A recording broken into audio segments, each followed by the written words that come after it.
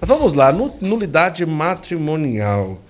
Quando você começou a estudar, né, o direito canônico para trabalhar no tribunal eclesiástico e tantas outras coisas, o que você imaginava? Era maior ou melhor?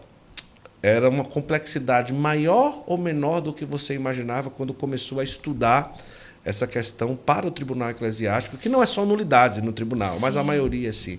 Como Na era verdade, quando você pensou, disse, rapaz, isso daqui é muito maior do que é muito ou menor, não sei como que era. eu entrei no mestrado mesmo, no direito canônico, porque o bispo tinha pedido para a gente fazer o Estatuto da Comunidade. Certo. Então, eu imaginei que eu ia chegar lá e ia aprender sobre o Estatuto, Sim, sacramento. sim. A hora que eu vi que era esse mundo, esse universo, imagina, trabalhar em tribunal, nunca pensei. Esse ano que eu comecei, porque o bispo falou, a gente está precisando de juiz no tribunal. Eu falei, juiz do tribunal? O ano passado, né? Eu olhei para o Guilherme, eu falei para o Vinícius, eu falei, como assim, né? Então, nunca foi trabalhar com nulidade. Eu entrei no mestrado para inserir a Colo de Deus, né, nessa eclesiologia, nessa comunhão com a igreja, enfim, tudo aquilo que os bispos já estavam nos orientando. E aí foi passando, eu fui conhecendo o direito matrimonial. Eu falei, meu Deus, que mundo que é esse? E aí eu comecei a dar aula na escola de teologia, né, na parte de direito canônico. E eu falei, cara, quantas pessoas sofrendo. As duas pessoas que mais me evangelizaram também nesse processo de vida missionária, de discernimento vocacional, passaram por processo de nulidade. Eu falei, eu preciso entrar nesse mundo. Eu preciso entender, porque isso era uma inconformidade no meu coração. E aí eu estava dando uma aula um dia e uma moça começou a chorar. Eu falei, ai meu Deus, o que aconteceu? E ela falou, Bruna, faz 8 anos que o meu marido está com processo de nulidade, eu não quero morrer sem comungar Jesus.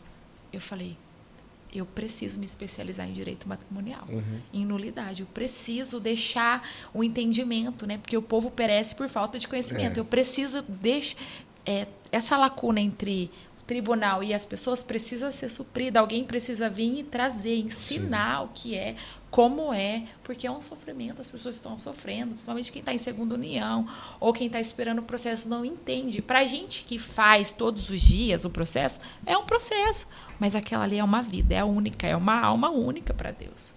Então, aí eu liguei para minha amiga, a Jessene, né, que escreveu comigo, eu falei, ela fez o mestrado comigo, eu falei, Jessene, me ajuda a estruturar aqui um manual das maiores dúvidas que eu recebo e da maior dor assim que eu vejo de quem está passando por um processo, enfim. E aí eu comecei a escrever, ela foi me ajudando, nós fomos fazendo junto e saiu um passo a passo. Tipo, por que meu casamento pode ser nulo? Traição, muita gente, é questão de nulidade? Por que uma pessoa com 20 anos de casada, a igreja declara nulo? Como que é isso? Então, aí eu fui explicando de uma linguagem simples o que era, como era, onde era, quando era. É uma das coisas que acaba pensando, saindo da mente da pessoa, é que quando fala o nome processo, as pessoas já dão um pé atrás. Sim. Porque processo significa ter um advogado ou gastar dinheiro com alguma coisa. Exatamente. Né?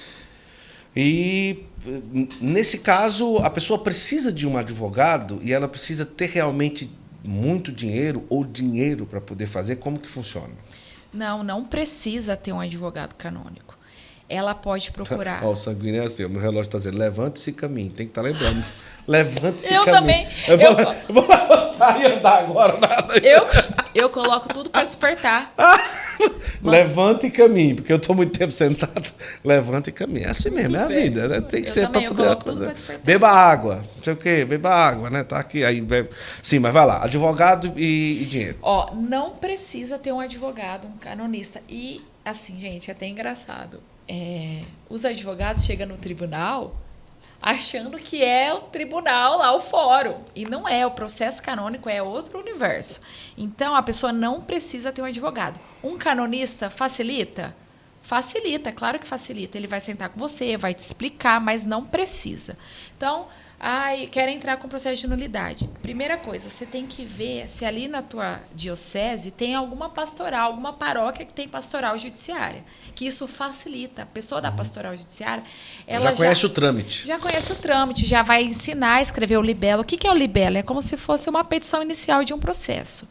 Então, ela vai inserir. Então, primeira coisa, procura uma pastoral judiciária. Não tem.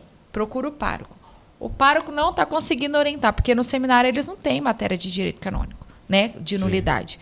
Então, procure o tribunal mais perto. Lá vai ter uma pessoa para fazer uma triagem, para te explicar, para inserir nesse entendimento do que é um processo de nulidade. Então, não precisa ter advogado. Tá? É diferente o processo civil, trabalhista, do processo canônico. O tribunal está preparado ali para orientar. Questão das custas, gente.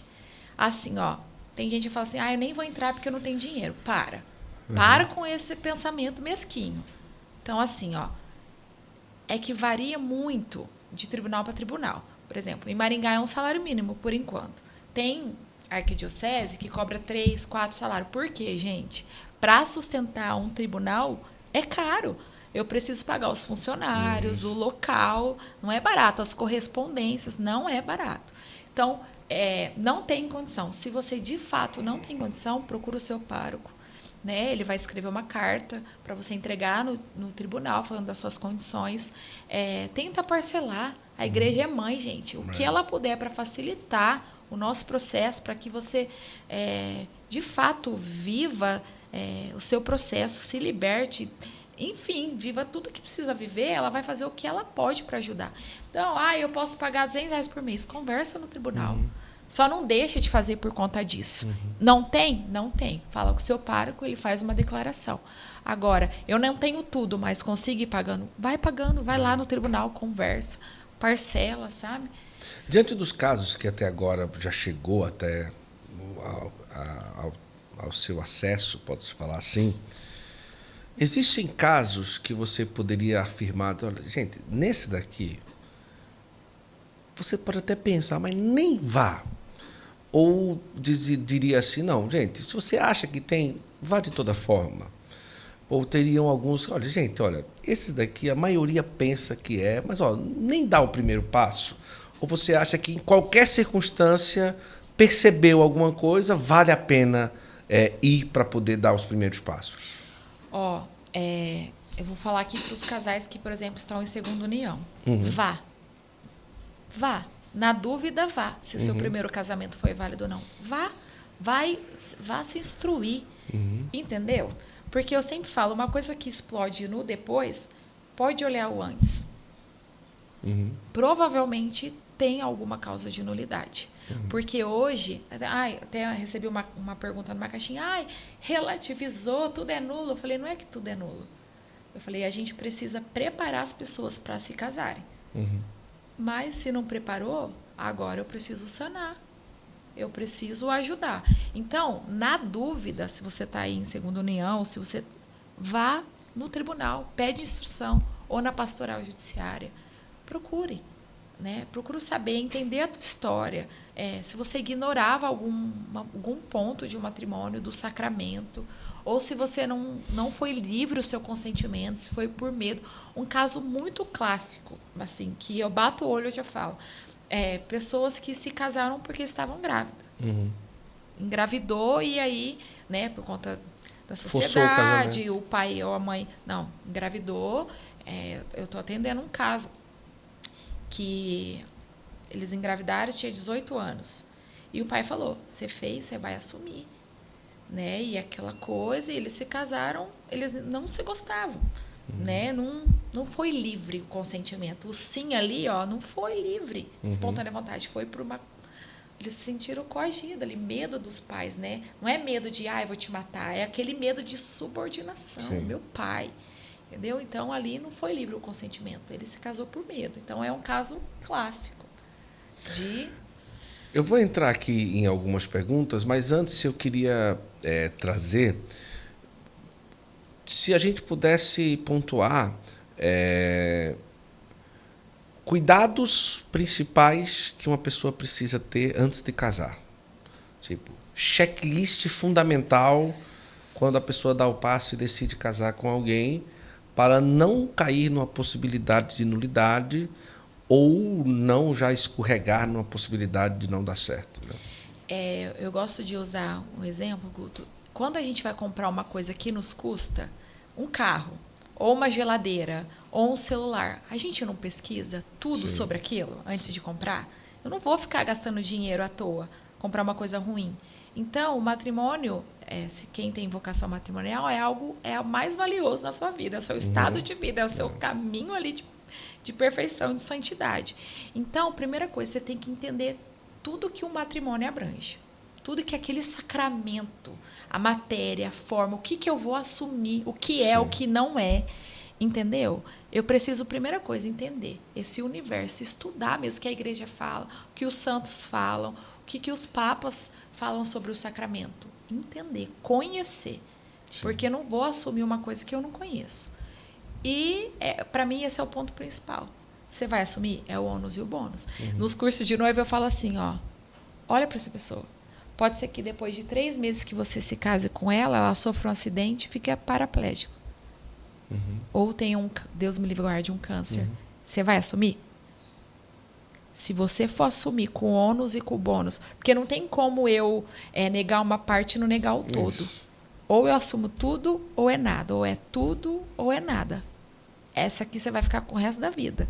Na alegria e na tristeza. Por isso que a gente... Ai, Bruna, um adultério depois... Vamos supor, assim, não estou analisando nada o que foi antes. Ai, meu marido e minha esposa caiu em um adultério, é nulo? Enfim, ou, nossa, eu não quero mais. Mas quando você falou, é na alegria e na tristeza, pode ser que o adultério chegou ao tempo da tristeza. Sim. Entendeu? Uma doença é o tempo da tristeza. Enfim, um problema familiar é uma tristeza. Então, você está disposto?